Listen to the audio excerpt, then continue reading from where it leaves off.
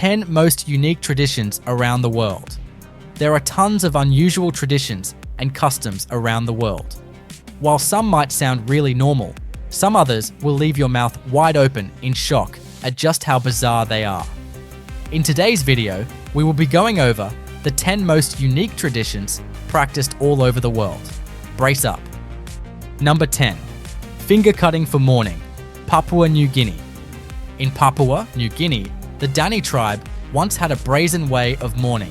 When someone died, female relatives had parts of their fingers cut off to show grief. Even baby girls sometimes had the tips of their fingers bitten off by their mothers. Before the cutting, a string was tied tightly around the finger for about 30 minutes to numb it. This made the process less painful. The amputation was usually done by a close relative, like a parent or sibling. The tribe believed this act would calm the spirit of the deceased, especially if the person had been powerful in life. The physical pain was also thought to help distract from emotional pain. This tradition, however, mainly focused on women, while older men were rarely involved. And although this ritual has been banned for years, many older women still have shortened fingers as proof of the practice. Number 9. Smoking of scorpions, Pakistan. While eating insects like ants or spiders might sound strange, smoking scorpions takes things to another level. In Pakistan, some people smoke scorpions to get high, with the effects lasting up to 10 hours. The first 6 hours can be quite painful as the body adjusts to the substance, but the high is often compared to an intense acid trip. Scorpion smoking is said to cause hallucinations and feelings of euphoria, similar to the effects of psilocybin. Others liken it to a stronger version of smoking hash. The process involves killing the scorpion, drying it in the sun, and crushing it into a powder. Sometimes, a living scorpion is heated on a stove. The powder is then smoked alone or mixed with hash, tobacco, opium, or even crack for added effects. Number 8. The bullet ant rite of passage, Brazil.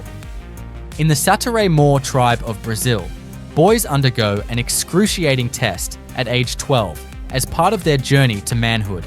This rite of passage involves placing their hands inside gloves filled with bullet ants, an experience that even the bravest people will be scared of. Bullet ants are known for their excruciating sting, which is said to be 30 times more painful than a bee sting.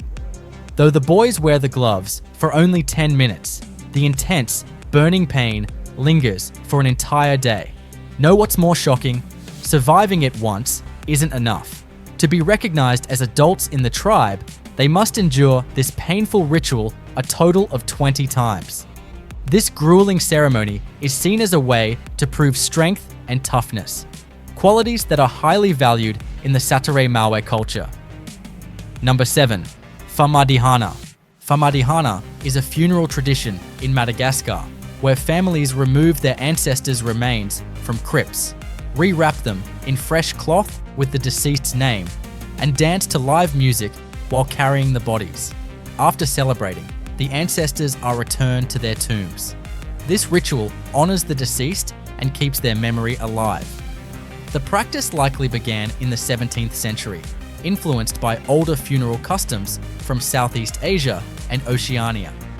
It's believed that a spirit fully joins its ancestors only after the body decomposes and proper ceremonies are performed.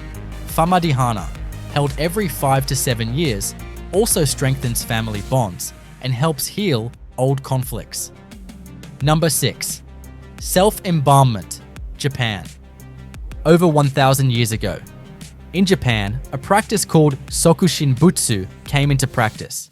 Started by the priest Kukai, it involved slowly drying the body over years, leading to death and preservation. The process was strict and painful. Monks first ate only nuts, seeds, fruits, and berries while doing intense physical activity to lose body fat. For the next 1,000 days, they consumed tree bark and roots. Towards the end, they drank poisonous tea from the urushi tree, which caused severe fluid loss and preserved the body by killing bacteria. After over 6 years, The monk meditated in a small tomb, ringing a bell daily to show he was alive. When the bell stopped, the tomb was sealed. After another 1,000 days, the body was checked. If it was preserved, the monk was honored as a Buddha. Number 5. La Tomatina, Spain. Every year, on the last Wednesday of August, the Spanish town of Buñol holds La Tomatina, a big tomato-throwing festival. Thousands of people join in, covering the streets in red by throwing tomatoes at each other. The day starts with the Palo Charbon, where people climb a greasy pole to grab a ham. After this, trucks bring over 100,000 kilograms of ripe tomatoes. For 1 hour, everyone throws tomatoes, but they must squish them first to avoid injuries. Only tomatoes are allowed, and the fight ends with a loud signal. The festival's history is unclear. Some say it started as a food fight during a parade in the 1940s. It was banned during Franco's rule, but returned in the 1970s and is now an official event. Number 4. Blackening, Scotland. Blackening is a pre-wedding tradition in rural Scotland and Northern Ireland. Days or weeks before the wedding, the bride and/or groom are captured by friends and family and covered in food or sticky substances. They are then paraded through the community, often in an open truck, with their captors making noise by banging pots and pans. The purpose is to make the couple uncomfortable and messy, while as many people as possible watch. The groom is usually the target, but sometimes the bride is also blackened. The couple is often covered in tar, soot, flour, and feathers, and then paraded through the streets. The tradition ends with them being tied to a lamppost or railing, with friends heading to the pub. Although it is less common now, it still happens in some places, like Orkney, where the couple may even end up in the sea. Number 3. The Phuket Vegetarian Festival, China. The Phuket Vegetarian Festival is a Chinese 9-day celebration in honor of the 9 emperor gods. Held every year in the fall, hundreds of people join the parade to honor Chinese gods. But the marching isn't the highlight of the festival. The highlight is the part where some people have sharp objects pierced through their cheeks as a way to show respect. Some marchers get sharp objects pierced through their faces, which they say represents the bad things they did during the non-vegetarian period. After the ritual, they don't feel pain, only respect for the gods. The festival started with a Chinese opera group in Kathu. The story says one artist got sick, but after following a vegetarian diet and praying, they got better, and the practice spread. Even though the rituals look painful, those who take part say they don't feel pain and believe the ritual brings them good luck. Number 2.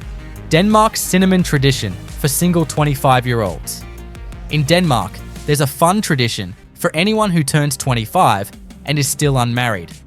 If you're single on your 25th birthday, you'll be splashed with water and then covered from head to toe in cinnamon. This tradition started a long time ago, back when traveling salesmen called pepper dudes were often single because they moved around too much to settle down. Women who traveled were known as pepper maidens. Interestingly, the fun doesn't stop there. If you're still single by the time you turn 30, the tradition gets a bit more intense. The cinnamon is replaced by pepper, and your friends may even mix in some eggs to make the spice stick better. The tradition isn't meant to punish anyone though. It's just a light-hearted prank. In Denmark, there's no rush to get married. In fact, the average age of marriage is 34 for men and 32 for women, so many people find themselves part of this funny tradition. Number 1. Foot binding, China. Foot binding was a painful tradition in China that began in the 10th century and continued until the early 20th century. It involved tightly wrapping the feet of young girls to make them smaller and more pointed, often resulting in broken bones and permanent deformities.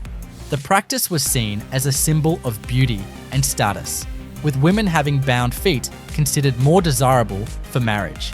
The binding process started early, with feet being washed, massaged, and tightly wrapped in cloth. Over time, the foot was reshaped into a lotus shape, and women had to wear shoes with wooden soles. While foot binding was a symbol of femininity and obedience, it led to long-term physical and mental health issues. The practice declined by the late 19th century and was officially banned in 1911, though it has been reported to continue in some rural areas. Thanks for watching.